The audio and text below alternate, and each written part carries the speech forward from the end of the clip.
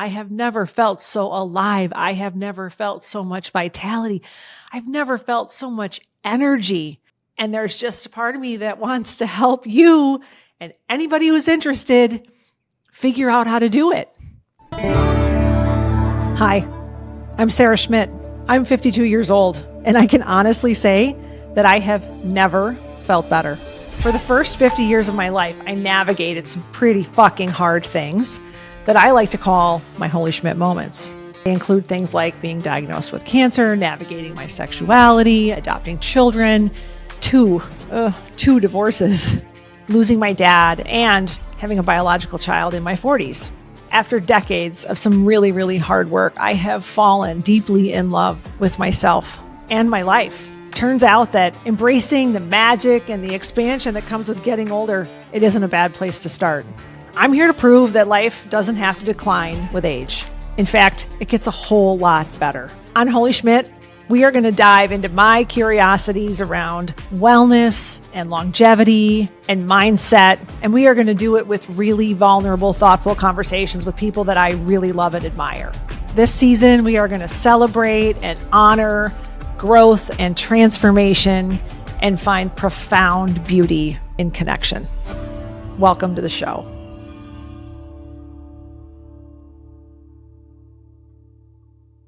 Welcome back to Wholey Schmidt.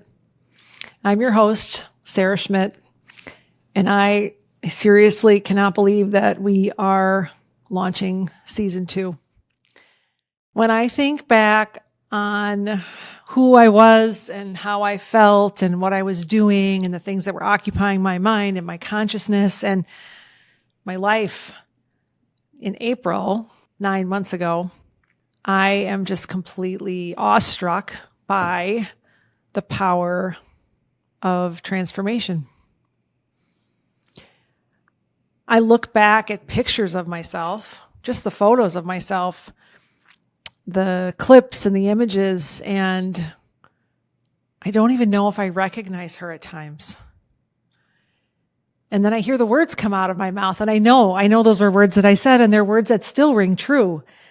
The passion and the intent and the thought behind everything I said in every one of those episodes is still completely me, but the person who would say those words today has shifted and changed so much. I think I really underestimated how much I still needed to grow, how much I still needed to heal, how much I still needed to find myself. And even as I sit here talking this morning on this like snowy, gray morning in Chicago in January, I'm thinking to myself, what will my life, my perspective look like next year when I do this again? It's amazing and exciting to think about. And I think the big difference is that I'm so excited at the possibility. You know, if you had told me last April that when we recorded season 2 that I would have all these things, shifting and changing in my world, I don't know if I would have believed you, one, or felt like I could handle it, two. This year has been a testament to, I think, my own internal sense of self and strength, and ultimately my belief in the fact that the universe has my back and is guiding me and directing me and leading me to the places I need to go. And there was a point this year where I really did. I surrendered to it all. And I acknowledged there was some big stuff I needed to learn, and I opened up my heart and my mind and my soul to all of those learnings. For those of you that have followed the podcast and maybe listened to the last few episodes, you know that just shortly after we launched the first episode of season 1, I filed for divorce. And so the journey of launching an episode week after week where I spoke about something hard that I had encountered and endured in my life and the silver lining in it, encouraging you to do the same in your own lives, became like a beacon for me. I learned something super powerful. The best accountability coach is you. And every week I had this opportunity to listen to myself and hear myself say something. And then I had to turn around and ask myself, was I walking that talk? Even as I talk this morning, I'm staring deeply into my own eyes that I can see in the camera in front of me. And the challenge for me is always, can I go deeper? Can I be more authentic? Can I be more me? Can I be more full of all those things that I value most in life? And I really mean it when I'm sitting here saying that I have never felt so much hope and joy and optimism. I have never felt so alive. I have never felt so much vitality. I've never felt so much energy, life force moving through me. And I mean that like so intently and exquisitely. And there's just a part of me that wants to help you and anybody who's interested figure out how to do it. I'm still convinced that the answer lies in how we face every single day. There was a point this year where I learned to simply accept that everything is uncertain and that I know nothing. It was a complete and total surrender, if you will. And it was so incredibly freeing. Through all of those Wholey Schmidt moments that I spent time talking about last season, there was a part of me that just kept grabbing and grabbing and grabbing onto something. I needed something to hold on to. This year, I learned that I don't. And that I can be completely untethered. And in that state, I can find the most intense joy. It's been somewhat terrifying. And I have also learned to embrace that terrifying thing. And now I seek it out in other ways. I mean, you might have seen videos of me skiing, and I'm trying to ski terrain. I'm trying to ski steeper mountains. And the whole time I'm doing that, I'm thinking, this is a great metaphor for fear, right? What else am I afraid of? Let it go. Let it fucking go.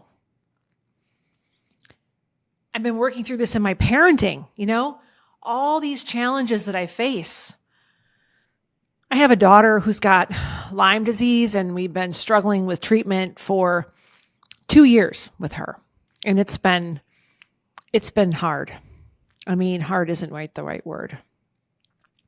My son who has sickle cell disease and has kidney disease, was hospitalized in October for 6 days with his very first full-blown sickle cell crisis. It was really, really, really hard. Negotiating a split and a separation and helping my children face that, particularly my youngest, with whom I share with my ex-husband, and helping him, really face this really hard thing that was happening in his life was not simple.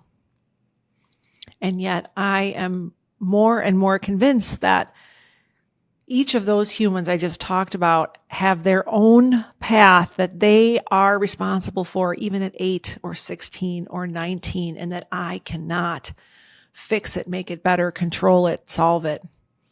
And so there was a huge letting go for me, and knowing that my daughter is on her own healing path.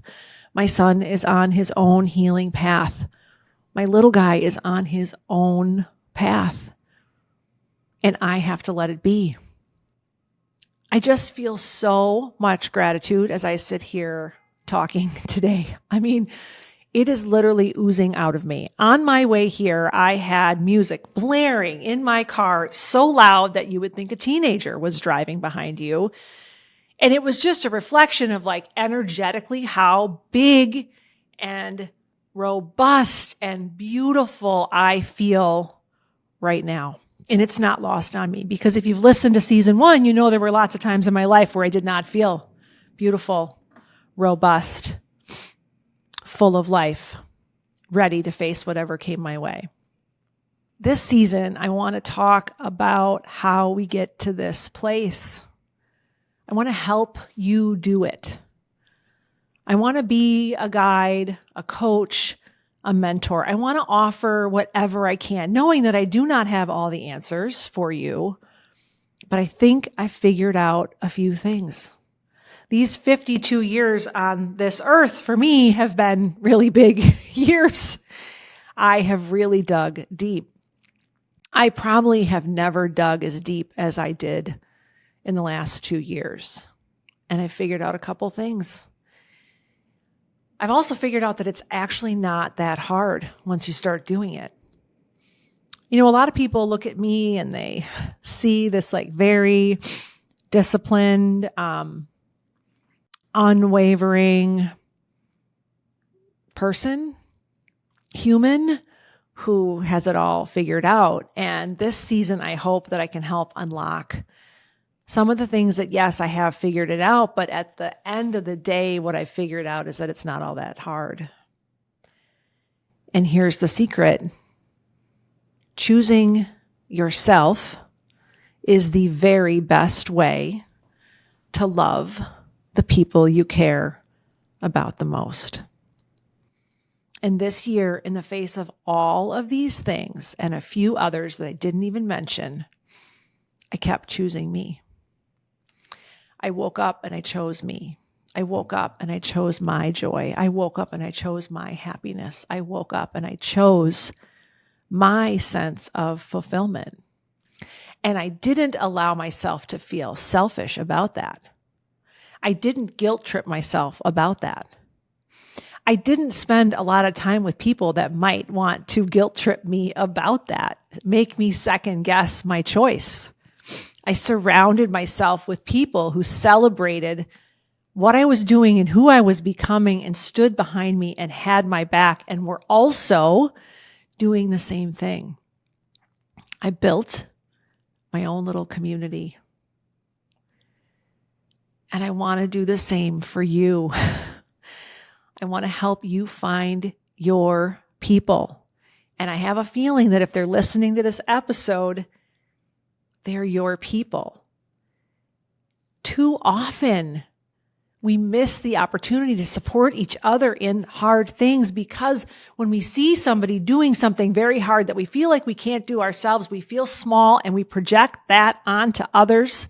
And it comes out as guilt or shaming or blaming or excuses or whatever it is. It's distancing. We distance ourselves from what we want. We don't spend time with people who are vibing higher than us. We are intimidated by them. We let it get in the way. We get caught in comparison culture, particularly as women. This constant critique and stepping outside of ourselves, right? Well, this year I didn't do that. I intentionally sought out people who were living their best life in a way that I only hoped I could live mine. And I tried to spend as much time with them as possible. I wanted to be in their energy. I wanted to understand their secret sauce. And I wanted to figure out how to make mine. I want to give you permission to do all these things for you. Whether you're a woman or a mother or a man or a father or an employee or a brother, sister, niece, nephew, whoever you are, whatever role you play, you deserve the joy and satisfaction and vitality. It is in you. It is who you are. It is your birthright. It is right before you. It is in you. It is surrounding you. It is waiting for you to claim it. I want to help you uncover it. I want to help you find it. I want to help you savor it. I want to help you bathe in it so that you can be the light that you need, that the world needs, and that we can be that light for each other. Selfishly, I'd like to know a whole lot more people who feel as amazing as I feel today. Because when I am around another human who has discovered this magic, I light up even more. right? I feel even more me. I walk even more into my own wholeness. Well, I want to give you a little preview of some of the things we're going to talk about this season. And I'm really excited about some of the guests that we are going to bring on and some of the conversations we're going to have. My goal is to continue to illuminate people who have faced their Wholey Schmidt moments in ways that have helped them expand, become more beautiful, ultimately more authentic, and yes, more whole. And so we're going to explore that together. And we're going to explore what they do in their lives, right, to make it easier, more palatable, and maybe even more fun to face challenges. Because if you've lived a little life, you know that you don't get out of this unscathed. There's another one around the corner. What's been remarkable for me this year is that I have had some massive challenges, and I have remained, for the most part, more unflappable than I ever have in my entire life. Things that would have shook me to the core and thrown me off the rails were just minor little bumps. And it was so easy and almost effortless to just get back on track. I want to help you figure out how to be that. Last spring, I told a coach that I was working with that I wanted to be like a rock in the river. I mean, the rock is just the rock. The rock never changes. The current may change and shift. It's cold, it's warm, it's running fast, it's flowing slowly. Twigs and branches and sticks come, barreling past it. It's just a rock. I wanted to be that energetically in my life as all the things were happening around me. Now, I didn't do it perfectly. I didn't set up this goal that I had to do it perfectly, but I just wanted to practice it. And so I used all of these challenging things that were happening almost like a game. Oh, here's another stick coming down the river. I wonder if I can be a little more unflappable this time. And, it's amazing. It happened. I'm more solid than I've ever been. I want to help you find that level of peace that comes with knowing you can handle anything that happens in your life. You are capable. You have all it takes. It's all in front of you, inside of you, around you. So I want to give you a little preview about some of the things that we're going to talk about. I have kind of boiled it down to some really clear bullet points for me that I try to think about every single day. Things that are helping me become more robust. I use the word unflappable, resilient, some people would use, authentic. I don't know, pick whatever fucking word you want, okay? It doesn't really matter. But find your word of what you want to be. And here are some things I want you to consider, and here are some things that we're going to talk about this year. I want you to think about how you sleep, how you take care of yourself and rest. We're going to talk about that. I want you to think about how you're eating. What you put in your body and how you're nourishing yourself has a huge impact on how you handle stress and particularly difficult emotions. If you want to have a more regulated emotional response, start with regulated blood sugar. I want you to think every day about what it is you're putting in your body and how you're fueling your physical ability and your physical self to do the things you'd like it to do. I want you to think about how you move. I think of movement as an opportunity to challenge myself. When I do hard things, it makes doing hard things easier. Every morning, I choose to do something hard in the gym. For me, it's lifting heavy weights. Sometimes it's going to yoga and staying on my mat, even when I start to feel like I just want to run out of the room and go lift more heavy weights. We are going to talk about how we move and how moving moves energy, but it also is building a level of robustness to our physical selves that makes us more resilient and helps us endure. When I feel strong physically, I am strong mentally. When I am strong mentally, I can handle anything. We're going to talk about how we breathe. There was a period of my life just shortly before we launched the first season of the podcast where I had a lot of stress, a lot was going on. I was not taking great care of myself. But one of the things I realized, because I had just discovered our daughter had Lyme, and it was a lot of panic and a lot of concern about how you're going to treat her. And there was a lot of complications to a kid who's missing a lot of high school and all those things, blah, blah, blah. And I realized that for a few months, I was only breathing into my chest, right? There was no air getting into my belly, no more belly breathing. I had stopped. How we breathe impacts our ability to handle what comes our way. And knowing that our breath has that magic ability to help us endure is huge. I want to bring some intentionality to how we breathe. I want you to think about how you think. What are the messages you're saying to yourself? What is the running narrative that's in your brain? Can we turn off some of the constant criticism, negativity, comparison culture, all of those things, and shift our mindset to support the creation of the life that we are wanting to live? With practice and determination and some discipline, this is incredibly possible and amazingly impactful. How you think will create the world you are living in. And finally, I want to talk about how we stay connected. I want to talk about the importance of community. Connecting with people who get you, who are supporting you, who are in your corner, who've got you. This is maybe one of the most critical pieces that I've discovered this year. And in fact, as we were talking about the season, we forgot about connection. It wasn't until we were well into recording a lot of the other episodes, and I woke up one day and I was like, oh my God, how could I have forgotten the most obvious thing?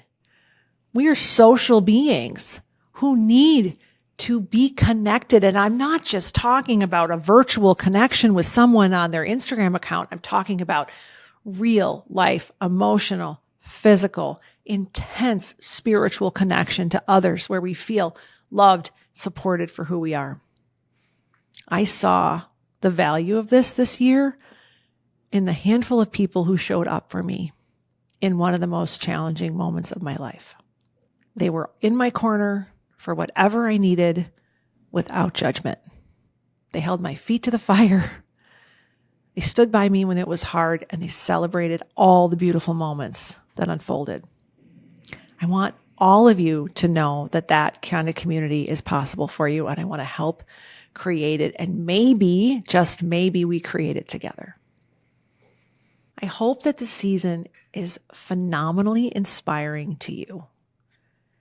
And I hope that it urges you not just to listen and not just to make some changes in your own lives, but to reach out and connect with other people who are doing the same thing so you can find support. When it gets hard, and trust me, it's going to get hard because it gets hard. Life happens. I want you to know where to go to find another human who's going to say, I see you, I hear you, I've got you. I am so incredibly excited to be back. This is a full circle moment for me. So selfishly, there is just an intense level of celebration in this for me. We did it. It wasn't just a one-off. It wasn't just a season one. We're back. I'm back. I'm back.